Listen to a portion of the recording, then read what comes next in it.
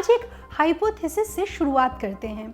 मान लीजिए कि XYZ नाम का एक लोकतांत्रिक देश है। इस देश में सर्वोच्च पद राष्ट्रपति का है। उनसे अपेक्षा है कि वो संविधान मुताबिक आचरण करते हुए अपने कर्तव्यों का निर्वहन करें। लेकिन अगर राष्ट्रपति निष्पक्षता और ईमानदारी से काम करने की जगह संविधान से ही बेईमानी करने लगे तो वो अपने निजी और राजनीतिक हितों के लिए पद की गरिमा मिटा दें। तो ऐसा हो तो क्या होना चाहिए? राष्ट्रपति को मनमानी की खुली छूट दे दी जानी चाहिए या फिर किसी और पावर सेंटर को सामने आकर चीज़ें ठीक करने की कोशिश करनी चाहिए? हमारे पड़ोसी देश नेपाल में फिलहाल यही स्थिति पैदा हो गई है। 12 जुलाई को यहाँ सुप्रीम कोर्ट ने एक लैंडमार्क जजमेंट दिया। अदालत ने अपने इस फैसले में राष्ट्रपति विद्या देवी भंडारी की नैतिक और संवैधानिक भूमिका पर गंभीर सवाल उठाए। साथ ही प्रधानमंत्री KP शर्मा ओली के 3.5 साल लंबे कार्यकाल का भी पटाक्षेप कर दिया। कोर्ट ने कहा कि विपक्षी नेता शेर बहादुर देउबा को तत्काल प्रधानमंत्री नियुक्त किया जाए। देउबा नेपाली कांग्रेस के लीडर हैं। वो आज प्रधानमंत्री पद की शपथ ले रहे हैं, मगर वो इस पद पर बने रहेंगे या नहीं, ये बड़ा सवाल है। इस पसोपेश की वजह है नंबर्स। देउबा के शपथ लेने से पहले ही उनके गठबंधन में फूट पड़ गई है।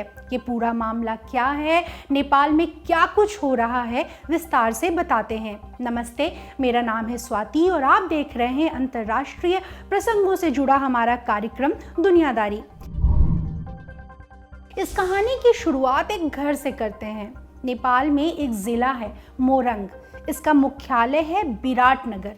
तराई में बसा ये शहर भारत से जुड़ी नेपाल की दक्षिण पूर्वी सीमा के पास पड़ता है।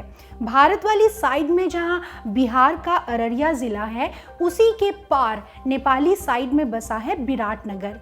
ये नेपाल के प्रदेश नंबर 1 की राजधानी है। इसी विराटनगर शहर में टीन की छत वाला एक बहुत प्रसिद्ध 2 मंजिला घर है। करीब 160 बरस पुराने इस घर को लोग पुकारते हैं कोइराला निवास। इस घर को जिन सज्जन ने बनाया था उनका नाम था कृष्ण प्रसाद कोइराला। ये 20वीं सदी के शुरुआत की बात है। उस वक्त नेपाल के शासक थे महाराजा चंद्र शमशेर राणा। आगे बढ़ने से पहले थोड़ा चंद्र शमशेर राणा का ब्रीफ परिचय जान लीजिए। वो नेपाल की राणा हुकूमत के चश्मो चिराग थे। इस राणा हुकूमत की नींव रखी थी उनके पूर्वज जंग बहादुर ने। जंग बहादुर सेना में जनरल हुआ करते थे। 1846 में उन्होंने शाह वंश का तख्ता पलट कर दिया। जंग बहादुर ने राणा की पदवी धारण कर ली। उन्होंने कहा कि अब वो नेपाल के प्रधानमंत्री हैं। जैसे राजा का बेटा राजा बनता है, उसी तरह उनके उत्तराधिकारी भी राणा कहलाएंगे और नेपाल के प्रधानमंत्री बनते जाएंगे। इस व्यवस्था के तहत शाह वंश के राजा केवल नाम के लिए गद्दी पर बैठते थे। असली सत्ता राणा के हाथ में होती थी। कृष्ण प्रसाद कोइराला इस राणा शाही के विरोधी थे। उन्होंने इस व्यवस्था को खत्म करने के लिए जन चेतना फैलानी शुरू कर दी। ये खबर राणा चंद्र शमशेर तक भी पहुंची। राणा को बहुत गुस्सा आया। उसने कृष्ण प्रसाद कोइराला को देश निकाला दे दिया।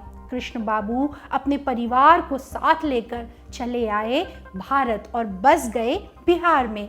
यहाँ उनका मन गांधीवाद में रम गया और वो भारत के स्वतंत्रता संघर्ष में शामिल हो गए। कृष्ण प्रसाद कोइराला के 5 बेटे हुए। मातृका, विश्वेश्वर, गिरिजा, केशव और तारिणी। इन्हें कहा जाता है कोइराला फैमिली। नेपाल में लोकतंत्र लाने का श्रेय जिन लोगों को दिया जाता है उनमें कोइराला फैमिली बहुत आगे है। इसी परिवार की अगुवाई में नेपाल को आज़ाद कराने की मुहिम शुरू हुई। इस संघर्ष के शुरुआती चैप्टर का नाम था all India Nepali national Congress. ये एक पॉलिटिकल पार्टी थी। इसका गठन हुआ था बनारस में। गठन की तारीख थी 31 अक्टूबर 1946। इस शुरुआती गठन के 3 महीने बाद 25 जनवरी 1947 को कोलकाता के पास स्थित भवानीपुर में एक सम्मेलन बुलाया गया। इसमें पार्टी के नाम से ऑल इंडिया हटा दिया गया। अब पार्टी का नाम रह गया नेपाली नेशनल कांग्रेस, शॉर्ट में इसे कहते थे NNC। इस पार्टी के पहले कार्यकारी अध्यक्ष चुने गए बीपी उर्फ विश्वेश्वर कोइराला।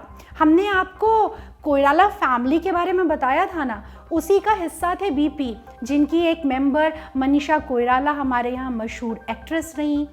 तो वापस लौटते हैं कोइराला फैमिली और बीपी वाले प्रकरण पर। बीपी नेपाल की सबसे चर्चित, सबसे बड़ी राजनीतिक हस्तियों में गिने जाते हैं। उनका योगदान केवल नेपाल के लिए नहीं है, उन्होंने भारत के स्वतंत्रता संग्राम में भी हिस्सेदारी की थी। भारत की आज़ादी के लिए वो जेल भी गए। इसी संघर्ष ने उन्हें नेपाल में डेमोक्रेटिक मूवमेंट शुरू करने की प्रेरणा दी। बीपी ने सोचा कि अगर संघर्ष के रास्ते ब्रिटिश साम्राज्य को भारत से हटाया जा सकता है तो फिर नेपाल को भी राणाशाही से मुक्ति मिल सकती है। बीपी ने भारत में जगह जगह घूमकर नेपाली मूल के लोगों को एकजुट करना शुरू कर दिया। एक और जहां बीपी भारत में रहकर नेपाल के लिए सपोर्ट जुटा रहे थे, वहीं उनके छोटे भाई गिरिजा प्रसाद कोइराला नेपाल जाकर वहां लोगों को लामबंद कर रहे थे। इन भाइयों ने मिलकर मार्च 1947 में अपने गृहनगर विराटनगर के भीतर एक जूट मिल में मजदूरों की हड़ताल करवाई। इस हड़ताल ने नेपाल में राणाशाही के खिलाफ एक बड़े संघर्ष को जन्म दिया। इस संघर्ष का मकसद था नेपाली जनमानस में चेतना जगाना। राजनीतिक संघर्ष को व्यापक करने के लिए ये भी ज़रूरी था कि अलग अलग राजनीतिक धड़े एकजुटता दिखाएं, ताकि छिटपुट लड़ने की जगह लोग संगठित होकर संघर्ष करें। इसी के तहत हुआ एक पॉलिटिकल मर्जर। हमने आपको 1947 में गठित हुई पार्टी NNC के बारे में बताया था ना। इसके अलावा एक और पार्टी थी समकालीन, NDC। उसका पूरा नाम था नेपाल डेमोक्रेटिक कांग्रेस। अप्रैल 1950 में कलकत्ता में आयोजित एक सम्मेलन में NNC और NDC का विलय हो गया। इस मर्जर से बनी नई पार्टी का नाम था नेपाली कांग्रेस। इस पार्टी का गठन नेपाल के ट्रांसफॉर्मेशन के इतिहास में एक बहुत अहम पड़ाव मानी जाती है। इस बात को अब 7 दशक बीत चुके हैं। इन 7 दशकों में नेपाल कई बदलावों से गुजरा। पहले राणाशाही थी, फिर कॉन्स्टिट्यूशनल मोनार्की की व्यवस्था आई और अप्रैल 2008 में नेपाल फाइनली एक लोकतंत्र बन गया।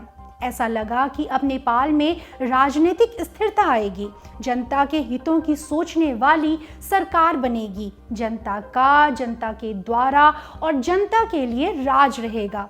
मगर ऐसा हुआ नहीं। लोकतंत्र आने के बाद से ही नेपाल में राजनीतिक अस्थिरता हावी है। इसमें लोकतंत्र का कोई दोष नहीं है, दोष है पार्टियों और नेताओं का। आपसी झगड़े और राजनीतिक हितों के चलते वो कभी किसी से हाथ मिलाते हैं, कभी किसी से हाथ झटक लेते हैं, कभी गठबंधन से सरकार बनती है, कभी समर्थन वापसी से सरकार गिर जाती है। इस राजनीतिक खींचतान के चलते नेपाल को ऐसा प्रधानमंत्री तक नहीं मिल पाया जो अपना कार्यकाल पूरा कर सके। अब सवाल उठता है कि हम ये सारा इतिहास आज क्यों बता रहे हैं। इसकी वजह है नेपाल का हालिया घटनाक्रम। वहां एक बार फिर नेपाली कांग्रेस के नेतृत्व में नई सरकार का गठन हुआ है। नेपाली कांग्रेस के मुखिया शेर बहादुर देउबा 5वीं बार देश के प्रधानमंत्री बनाए गए हैं। इस हालिया डेवलपमेंट की बात करने से पहले आपको बीते कुछ महीनों का घटनाक्रम समझना होगा। इस नई सरकार से पहले नेपाल के प्रधानमंत्री थे KP शर्मा ओली। ओली एक गठबंधन सरकार के मुखिया थे। इस सरकार में 2 मुख्य पार्टियां थीं।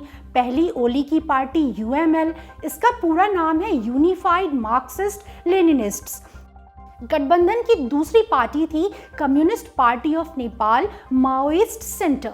इसके लीडर थे पुष्प कमल दहल उर्फ प्रचंड। ये गठबंधन बना था 2017 में। इस गठबंधन के तहत दोनों पार्टियों ने अपना एक साझा फ्रंट बनाया। इसका नाम रखा गया नेपाल कम्युनिस्ट पार्टी। ओली और प्रचंड ने तय किया कि 5 साल के कार्यकाल को 50-50 बांटेंगे। शुरुआत के 2.5 साल ओली और बाकी बचे 2.5 साल प्रचंड रहेंगे प्रधानमंत्री। मगर 2 साल का कार्यकाल पूरा करते करते ओली ने सत्ता साझा करने वाले करार से छिटकना शुरू किया। संकेत देने लगे कि वो प्रचंड को प्रधानमंत्री नहीं बनाएंगे, पद नहीं सौंपेंगे। इसके बाद से ही प्रचंड गुट के साथ उनका टकराव बढ़ता गया। ये टकराव 20 दिसंबर 2020 को अपने चरम पर पहुंचा। इस रोज ओली ने कैबिनेट की एक इमरजेंसी मीटिंग बुलाई। इसमें उन्होंने संसद को भंग करने का प्रस्ताव दिया। राष्ट्रपति विद्यादेवी भंडारी ने भी इस प्रस्ताव को मंजूरी दे दी। जानकारों ने कहा कि ओली और राष्ट्रपति विद्यादेवी भंडारी का ये कदम असंवैधानिक है। इस तर्क का क्या कारण था? 2015 के नेपाली संविधान में 5 साल के पार्लियामेंट की व्यवस्था है।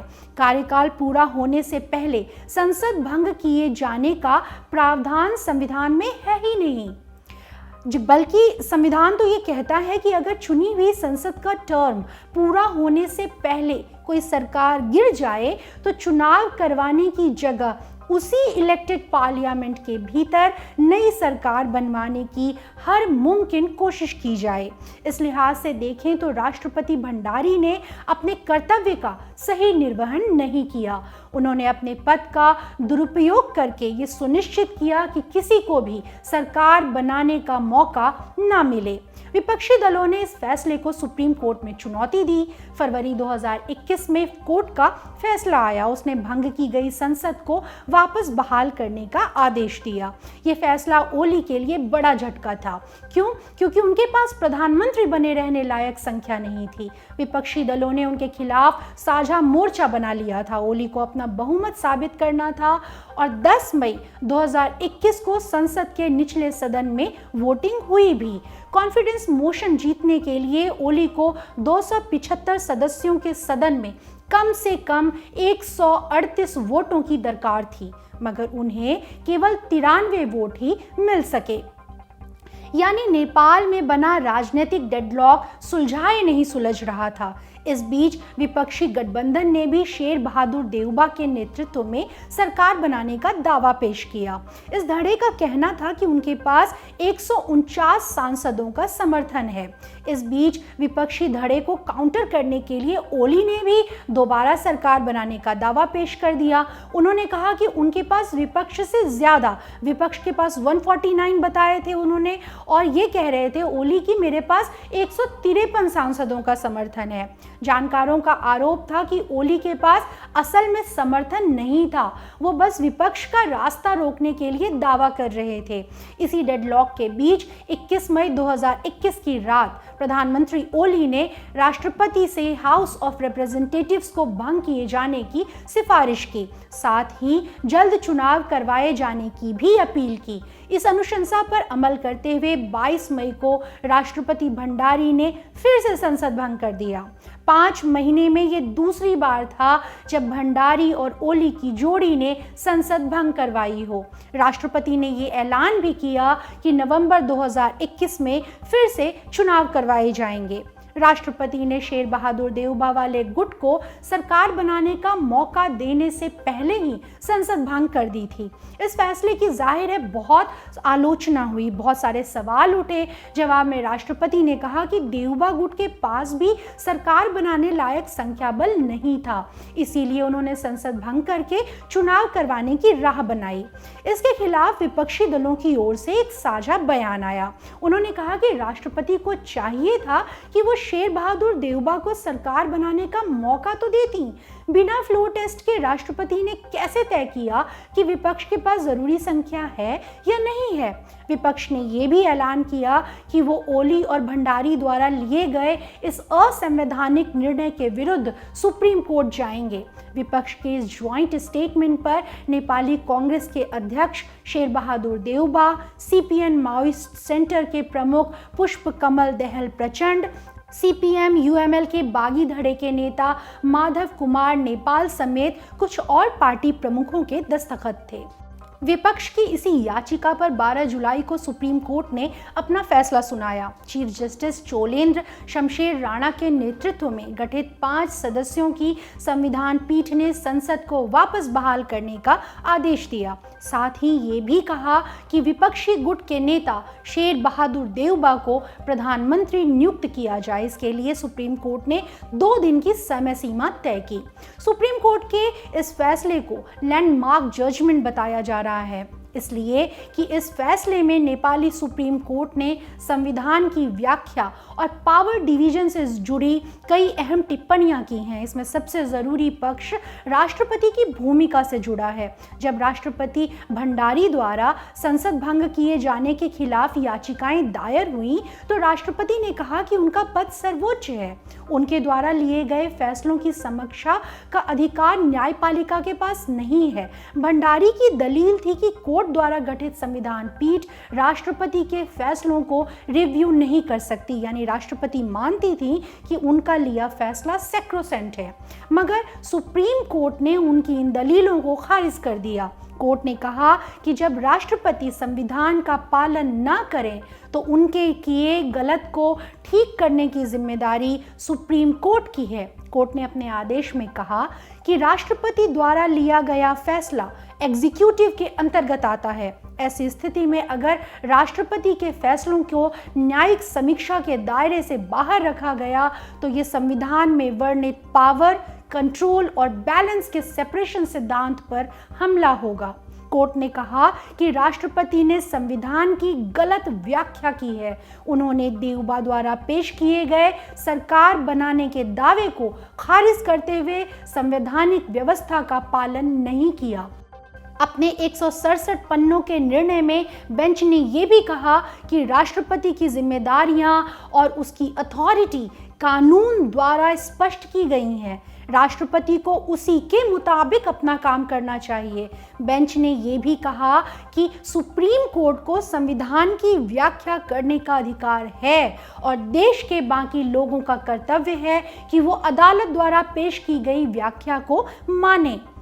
एक लाइन में समझें तो इस फैसले का निचोड़ ये था कि राष्ट्रपति अपना काम करने में नाकाम रही, इसीलिए कोर्ट को दखलंदाजी करनी पड़ी। कई जानकारों का कहना है कि कोर्ट के इस फैसले के बाद राष्ट्रपति भंडारी ने पद पर बने रहने का नैतिक अधिकार खो दिया है। उन्हें तत्काल इस्तीफा दे देना चाहिए। राष्ट्रपति भंडारी ओली गुट का हिस्सा मानी जाती हैं। उन पर राष्ट्रपति पद की गरिमा भूलकर पक्षपात करने के आरोप लगातार लगते रहे हैं। इल्जाम है कि उन्होंने राष्ट्रपति भवन को दलगत राजनीति का अड्डा बना दिया। राष्ट्रपति की मर्यादा भूलकर वो ओली के पक्ष में फैसले लेती हैं। सुप्रीम कोर्ट के ताज़ा वर्डिक्ट में इन आरोपों पर न्यायपालिका की मुहर लगती दिखती है। बहरहाल कोर्ट के आदेश के बाद 13 जुलाई को राष्ट्रपति भंडारी ने शेर बहादुर देउबा को नेपाल का प्रधानमंत्री नियुक्त कर दिया है। अब देउबा को भी विश्वास मत हासिल करना होगा। क्या उनके पास पर्याप्त सपोर्ट है? जवाब है नहीं। कुछ दिन पहले तक देउबा गठबंधन अच्छी स्थिति में दिख रहा था। उनकी सरकार बनवाने के लिए सुप्रीम कोर्ट में विपक्षी दलों ने जो याचिका डाली थी उसमें कुल 146 सांसदों के दस्तखत थे। इनमें 61 नेपाली कांग्रेस के, 49 communist party of Nepal Maoist centre के, 23 माधव नेपाल गुट के, 12 उपेंद्र यादव बाबूराम भट्टाराय वाली जनता समाजवादी पार्टी फैक्शन के और एक राष्ट्रीय जनमोर्चा नेपाल के सांसद थे। कुल मिलाकर हुए 146। मगर सुप्रीम कोर्ट का फैसला आने के कुछ ही घंटे पहले खेल बदल गया। विपक्षी गुट को माधव कुमार नेपाल के गुट ने बड़ा झटका दे दिया। माधव नेपाल ओली की ही पार्टी CPN-UML का हिस्सा थे। ओली के साथ विवाद बढ़ने पर और मनमुटाव बढ़ने पर माधव नेपाल के नेतृत्व में पार्टी के 23 लीडर्स अलग हो गए थे। उन्होंने अपना अलग गुट बना लिया था। माधव नेपाल वाला गुट ओली के खिलाफ गठित विपक्षी गठबंधन का हिस्सा हो गया।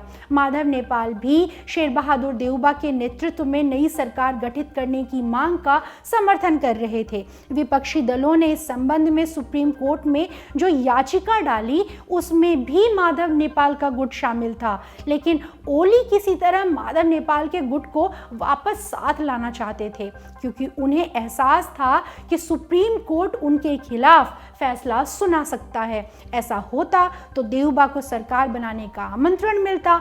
ओली चाहते थे कि देउबा खेमे में किसी तरह से सेंधमारी करके उनके पीएम बनने का रास्ता ब्लॉक कर दिया जाए।